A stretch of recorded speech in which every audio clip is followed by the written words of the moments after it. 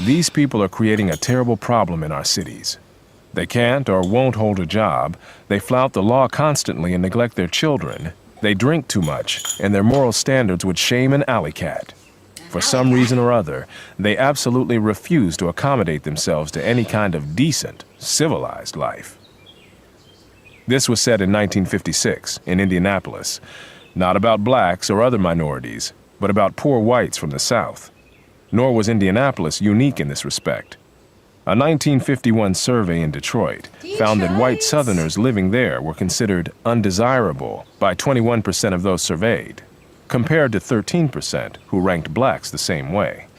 In the late 1940s, a Chicago employer said frankly, "I told the guard at the plant gate to tell the hillbillies that there were no openings." When poor whites from the South moved into northern cities to work in war plants during the Second World War, occasionally, a white Southerner would find that a flat or a furnished room had just been rented when the landlord heard his Southern accent. More is involved here than a mere parallel between blacks and Southern whites. What is involved is a common subculture that goes back for centuries, which has encompassed everything from ways of talking to attitudes toward education, violence, and sex, and which originated not in the South, but in those parts of the British Isles from which white Southerners came. That culture long ago died out where it originated in Britain, while surviving in the American South. Then it largely died out among both white and black Southerners, while still surviving today in the poorest and worst of the urban black ghettos. It is not uncommon for a culture to survive longer where it is transplanted and to retain characteristics lost in its place of origin. The history of this redneck or cracker culture is more than a curiosity. It has contemporary significance because of its influence on the economic and social evolution of vast numbers of people, millions of blacks and whites, and its continuing influence on the lives and deaths of a residual population in America's black ghettos, which has still not completely escaped from that culture. Stopping it there. Welcome to Speak Freely. Here we celebrate the freedom of speech, and this is Tom and Sowell talking about where black culture or maybe hood culture has originated from. I don't have much to say yet. I'm still just sort of taking it in. I would say I don't think many black people will want to know that their culture is rooted in Southern whiteness, because I think a lot of black people take pride in feeling that their culture is rooted in African culture, which I think maybe some of it is, but obviously not all of it. And I mean, American black culture today is very different from African culture. And I think a lot of it really just has a lot to do with lack of education, and that lack of education and what keeps permeating within the culture and creating the culture that still exists today. But anyway, let's continue. It was not just in the North that crackers and rednecks were considered to be undesirables. Southern plantation owners with poor whites living on adjoining land would often offer to buy their land for more than it was worth in order to be rid of such neighbors.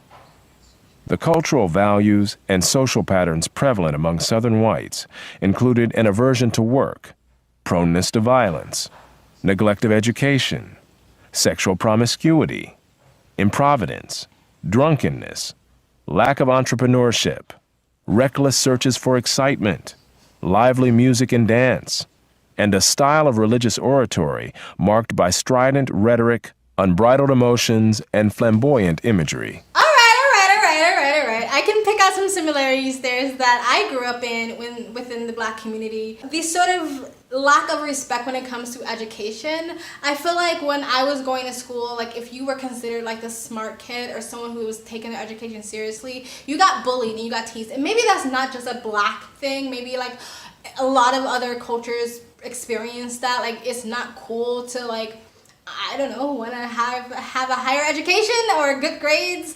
But yeah, it was like you were praised in being a degenerate and not giving a fuck about your education, and you were made fun of if you cared about your education or if you even caught reading a book. The sort of promiscuity or the sort of lack of sexual responsibility in the black community, there was a point where, and this is not just black community, this is really like low income, but we're talking about the black community, and I guess we're also talking about low income or white communities. I know when I was growing up, like around middle school, there was like this boom in like teenage pregnancy, I can tell you, like, maybe my family, if they ever watch this, they'd be upset, but there was no woman in my family that I didn't know at the time when I was a teenager that didn't have kids out of wasn't a teen mom.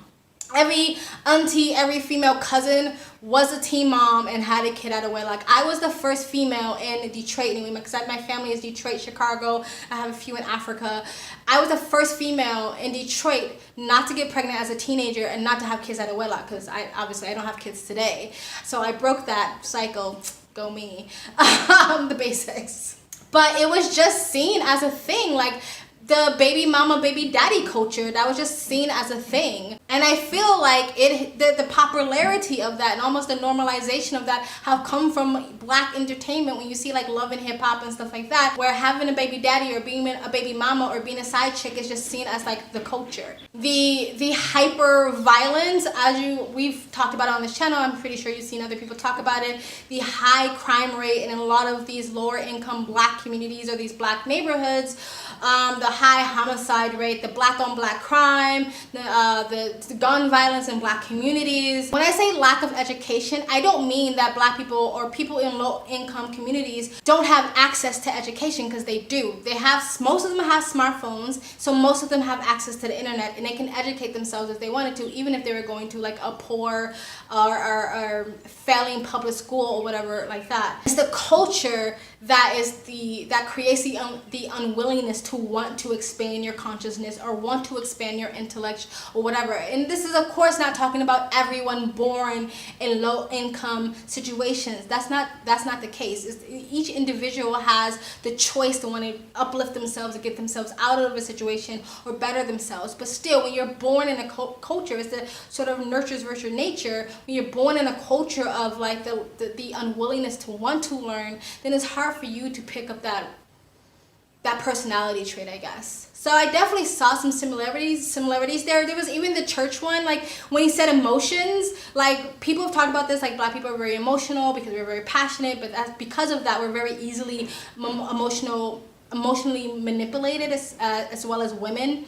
Our pastors, black churches, they're very like that, very like get you riled up, get you hyped up, get you really emotional, lots of music, lots of, like, what do you mean? Like, this kind of makes them fun, right?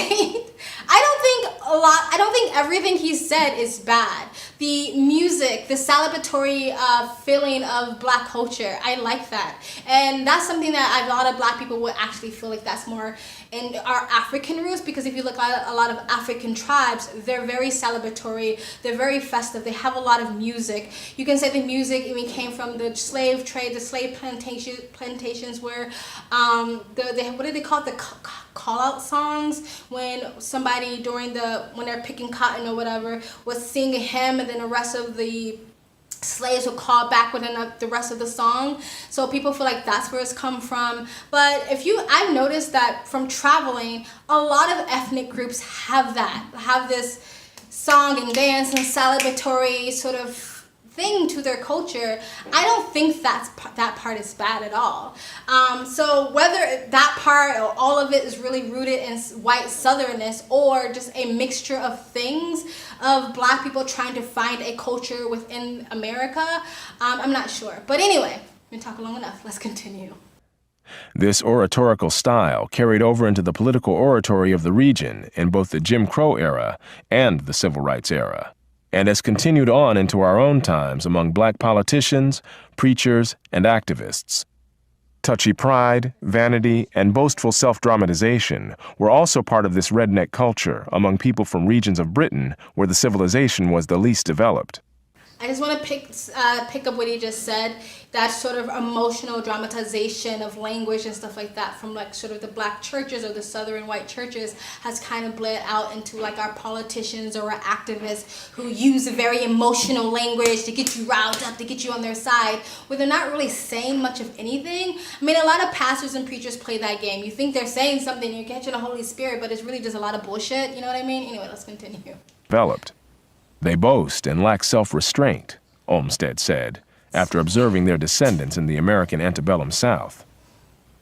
While Professor Grady McWhiney's Cracker Culture is perhaps the most thorough historical study of the values and behavioral patterns of white Southerners, many other scholarly studies have turned up very similar patterns, even when they differed in some ways as to the causes. Popular writings of the 19th and 20th centuries have likewise described similar behavior, including the Indianapolis residents' comments on white Southern migrants to that city, which sounds so much like what many have said about ghetto blacks. None of this is meant to claim that these patterns have remained rigidly unchanged over the centuries, or that there are literally no differences between whites and blacks in any aspects of this subculture.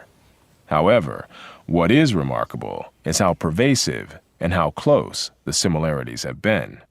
Whew, I know I'm sweating. The fan just went out, so it's a little humid here. This is monsoon season.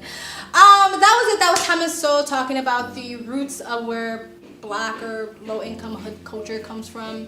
I wouldn't even say that it's black culture. And there's things about like black culture that I love. Again, there's sort of festive music, dance, family reunion, barbecue, watermelon fried chicken. Like, I love that stuff, you know what I mean? But there's definitely some stuff that I don't even consider black culture. I consider it urban culture. And I don't like when people, I feel like some of the most toxic behavior is always put on like black people, like listening to ratchet ass music that's all about sex and drugs and, you know, gang banging and all that stuff. The whole baby mama, baby daddy, side chick culture, I don't like that. Sagging your pants, talking within, like, there's a lot of stuff that I don't consider black culture. I just consider it urban culture. But there are things that I do love from my childhood and growing up in a black community that I do consider black culture, like I've already mentioned them, that I do hold on to. And some stuff that is more Afrocentric that I do love and hold on to. But a lot of the stuff I just feel like it's just come from low income because of the lack of education. But that doesn't mean you, like he said, has to stay rigid in that. You can evolve and you can change. And of course, he's not saying that it's literally apples and apples. He's just saying that it's rooted and there's some similarities in there because it's rooted in poor white Southern culture. And also, like how he pointed out in the beginning, that there was a time where people preferred black communities over these poor white communities.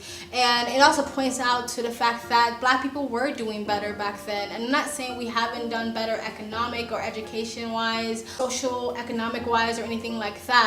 But our family values and our family structures were stronger back then. There was less single motherhood back then. There was less black crime back then. The idea of a ghetto and a hood was different back then. Like, black communities weren't the ghetto or the hood. And a lot of the black communities, they owned their own businesses. They ran their own communities. But now you see in the black communities or the hoods, who are the businesses ran by? They're ran by, you know, Asian people or whatever. Like, Hispanic or Muslim communities go into the black communities and they run the businesses. So it was different back then. And it just shows that just because you black is not the downfall of your life, you know what I mean? Because people were doing better back then being black than they are now when it comes to, I guess, single motherhood. And anyways, that's it, guys. Let me know what you think in the comment section below. Please like, comment, and subscribe. Hit that bell to get notifications when I do upload. All of that really does help with the algorithm, guys. And to support the channel even further, you can donate. My PayPal link is in the description box below and also in the comment section. Of course, it helps, but you don't have to. You can just like, comment, and subscribe. Another great way to support this channel is either join my brand new membership program, different levels, different tiers, different perks, or you can visit my brand new merch shop. Links down below. And links to all of the alternate platforms on my socials, including my Twitter, all the ways to support me and all the ways to contact me for business is always in the links down below. I also have a second travel vlog channel. I travel as a lifestyle. I live abroad. If you'd like to know where I am in the world, you can go to the description box below and also in the comment section. Hit the link. Go subscribe to my travel vlog channel and or follow me on my travel Instagram. My stories is usually what's most up to date. And you guys have an amazing day. Bye.